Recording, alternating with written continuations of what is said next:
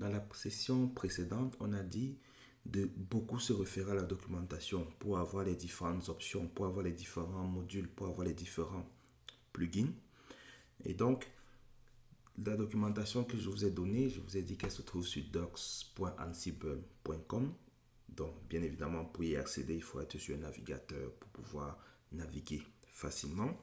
Mais lorsque vous serez en train de construire vos configurations Ansible, vous pouvez être en train de le construire sur un serveur sur lequel vous n'avez par exemple pas accès à un navigateur. Et donc, si vous souhaitez accéder à la documentation, il y a un man qui est fourni avec l'installation de Ansible qui s'appelle Ansible-docs. Donc, bien évidemment, là, on est en train de rechercher dans la documentation, mais vous pouvez aussi l'utiliser pour retrouver d'autres modules, d'autres paramètres pour configurer votre Ansible. Donc, vous avez le moteur de recherche qui est très bien indexé.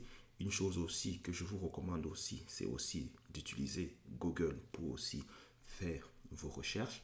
Par exemple, si vous allez sur google.com et que vous tapez par exemple Ansible et vous dites par exemple Volt,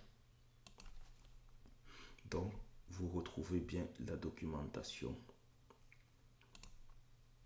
d'Ansible pour la configuration du Volt. Donc vous pouvez bien évidemment utiliser Google pour accéder facilement à la documentation, ou vous pouvez aussi utiliser son moteur de recherche.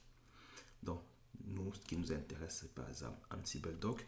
Donc, lorsque vous installez Ansible, le man est fourni via la commande Ansible Doc. Donc, vous pouvez retrouver ici les différentes options.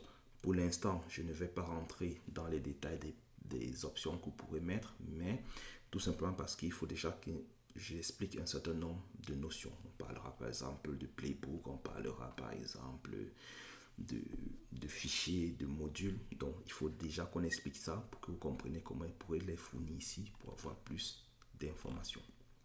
Et donc, si vous êtes sur votre serveur, vous aurez juste à faire Ansible-doc et donc de fournir les options pour pouvoir retrouver, par exemple, la documentation sur le Volt. Donc, vous pourrez aussi accéder à la documentation de Volt via Ansible Doc. On verra aussi ça lorsqu'on sera dans les phases de TP. Et bien évidemment, comme vous êtes sur une interface en CLI, donc en ligne de commande, la sortie sera aussi adaptée à une CLI. Donc, ce sera vraiment une documentation de type MAN qui se lit très bien sur une interface plutôt de type texte via votre connexion SSH.